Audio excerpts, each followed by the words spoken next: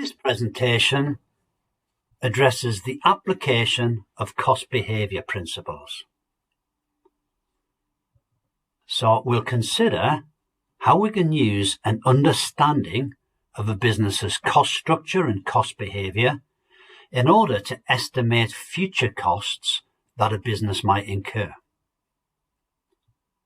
And we'll see that that is potentially useful and informative in terms of a variety of decisions a business manager might take. So the objective of the session then is to apply principles of cost behaviour in order to estimate business costs at different activity levels.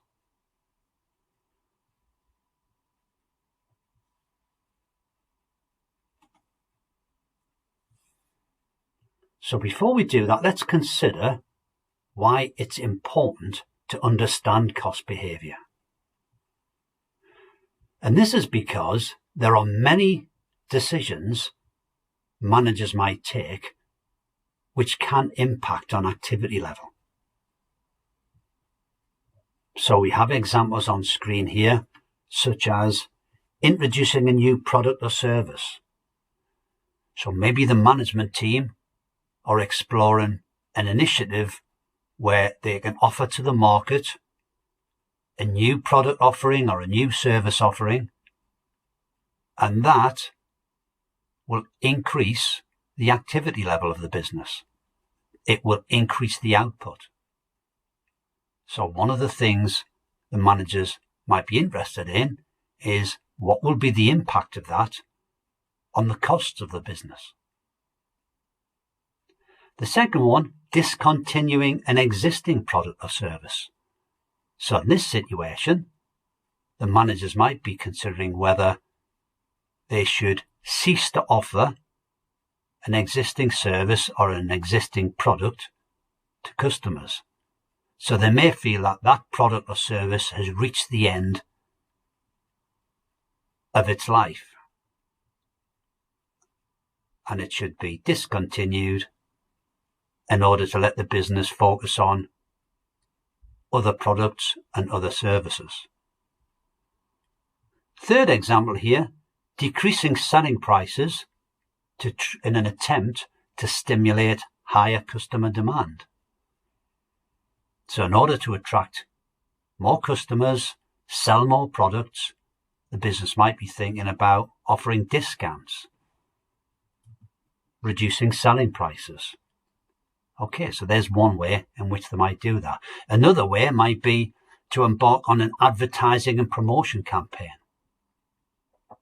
Again, the aim would be to stimulate higher demand for its products or services from customers and therefore increase the activity level of the business. So there are many examples where a management decision can increase or decrease output levels, activity levels in a business.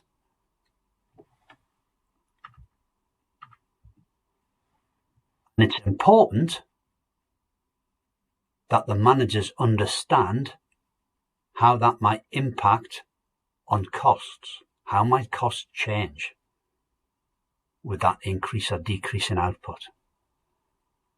Because that allows the estimation of total costs of the business at different activity levels.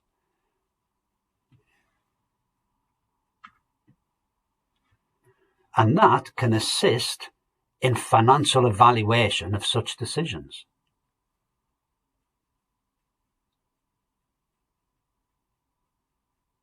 So the types of decisions we saw earlier, should we introduce a new product or service?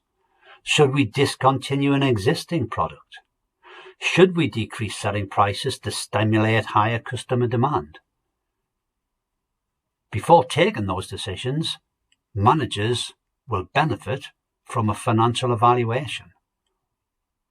What is the expected financial impact of taking that decision?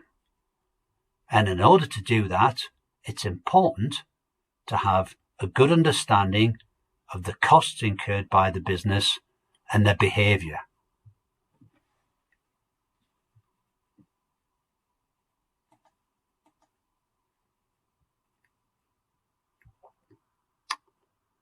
Okay, so let's consider an example here. So this business, SPD Limited, markets a single product, a wheelbarrow. Okay, a wheelbarrow that can be used to transport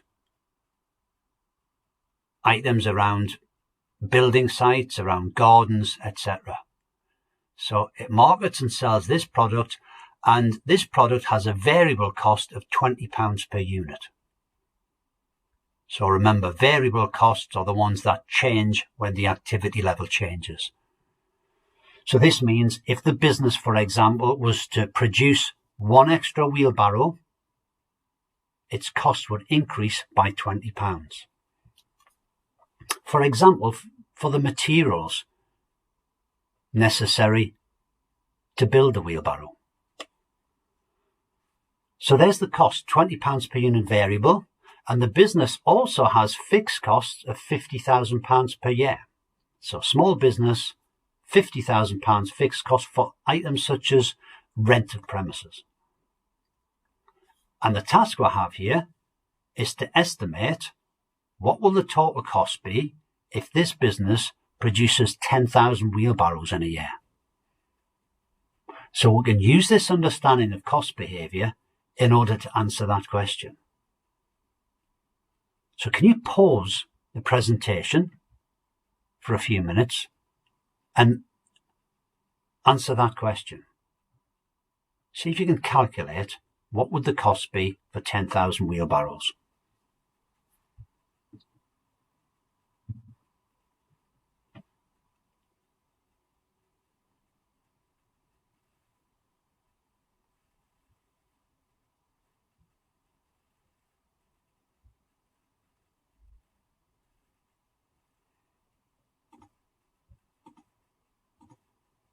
Okay, let's consider that then. So the total cost of the business will be the fixed costs plus the variable costs. So let's consider each of those in turn.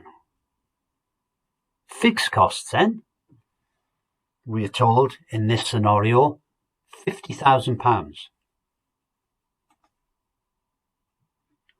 Variable costs, £20 per unit. So £20 for each wheelbarrow that is manufactured. So if the business was to produce 10,000 wheelbarrows, it will spend £20 10,000 times. So that is £200,000 worth of cost. So at that activity level, this business would spend £50,000 on its fixed costs and £200,000 on its variable costs, and therefore the total costs expected would be £250,000. So when undertake its planning and its objectives for the year, that information can be used in order to assess estimated profitability. If the business was to compare that cost with the expected income from selling the wheelbarrows, that enables it to forecast the expected profit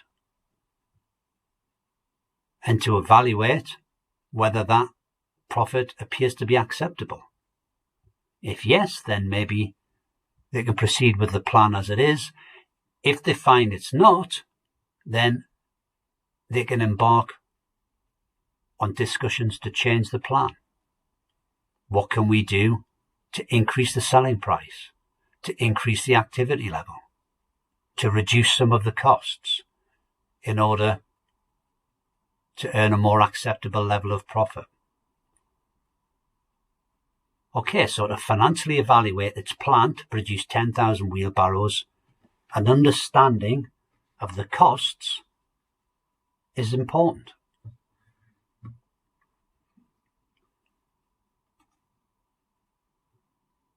So let's look at that graphically, as we've done in the past.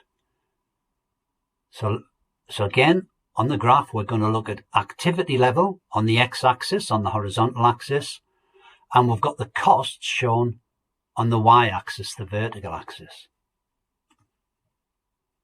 And for this business, we have £50,000 worth of fixed costs, and because they're fixed, they will remain constant at all levels of activity.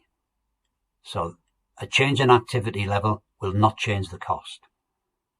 So whether the activity is relatively low or whether it increases, the expectation is that the business spends £50,000 on these fixed costs. And then in addition to that, on top of the fixed costs, there are variable costs incurred. And those increase as the activity level increases. The material cost to produce the wheelbarrows. So the more wheelbarrows are produced, the more cost is incurred. So the total costs are depicted by the red line. The red line is the fixed costs plus the variable costs. So for an activity level of 10,000 wheelbarrows, we have here £250,000 worth of cost incurred. Okay, so the information we looked at previously can be illustrated graphically in this manner.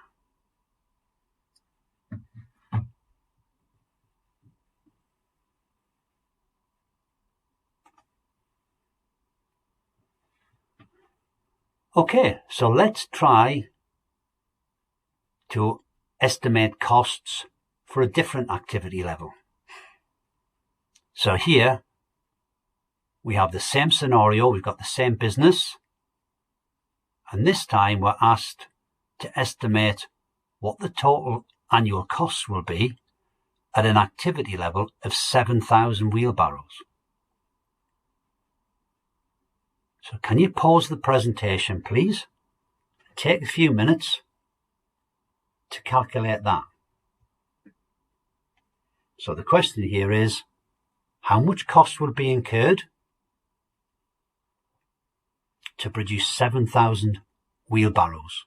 What would the annual cost of the business be at that activity level? So please pause and calculate that.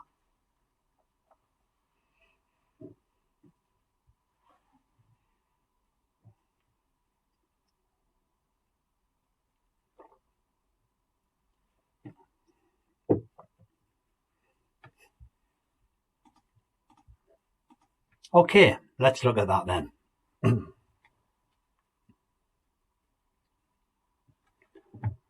So again, the total costs comprise the fixed costs plus the variable costs.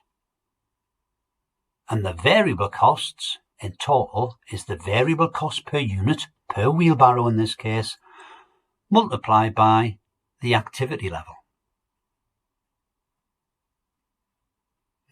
So at an activity level of 7,000 wheelbarrows, the fixed cost, first of all, would remain unaltered.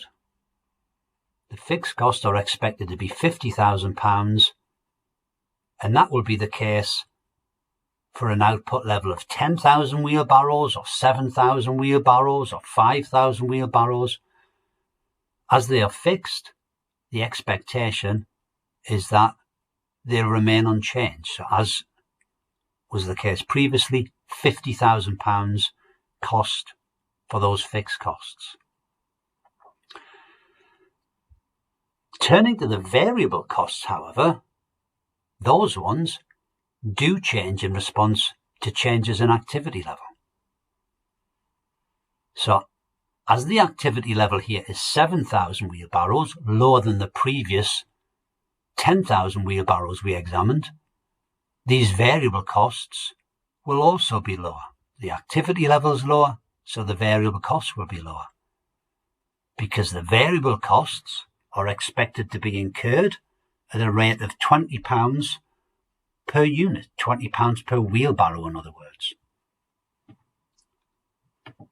So £20 per wheelbarrow for 7,000 wheelbarrows gives us a cost of £140,000 for the variable cost, for the materials, etc., to produce the wheelbarrow. So the total cost, fixed cost £50,000, variable cost £140,000, gives us a total cost of £190,000. So again, this understanding of the business's cost structure, of the cost behaviour, allows it to estimate costs at a particular output level. And once again, as before, the business managers can then use this information to evaluate the acceptability of such an activity level. At this activity level, are these costs acceptable? Would they result in an acceptable level of profit?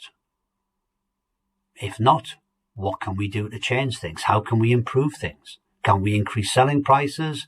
Can we change some of these costs? Can we reduce our fixed costs by, for example, negotiating lower rent costs with the landlord?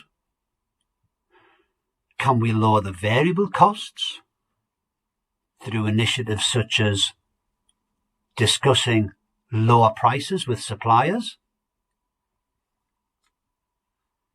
Or maybe redesigning the product, redesigning the wheelbarrow in order to use less materials, or maybe lower quality materials, each of which will tend to reduce the variable cost from £20 to a lower number. Okay, so bearing in mind that if we're going to use lower quality materials, we need to consider, will that still result in an acceptable product? Will it impair the quality of the product for the customer to an extent where it becomes unattractive? So the management team need to consider these potential ways in which to manage costs and their impact, their financial impact, their impact on customers, quality of the product, all things that would need to be considered. But as we've seen, one of the key things to consider is impact on costs. Right, so we've seen here how we can estimate costs at different activity levels. And again, if we were to look at this graphically, the red line is showing us total costs, and it shows that previously we had an estimate of £250,000 worth of cost for an output level of 10,000 wheelbarrows, and we've now estimated £190,000 for an output level of 7,000 wheelbarrows. So we can see that altering the output level, in this case reducing it from 10,000 to 7,000, would reduce the costs of the business.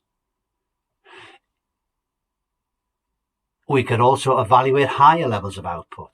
We can use the same approach to estimate the total costs for an output level of perhaps 12,000 wheelbarrows.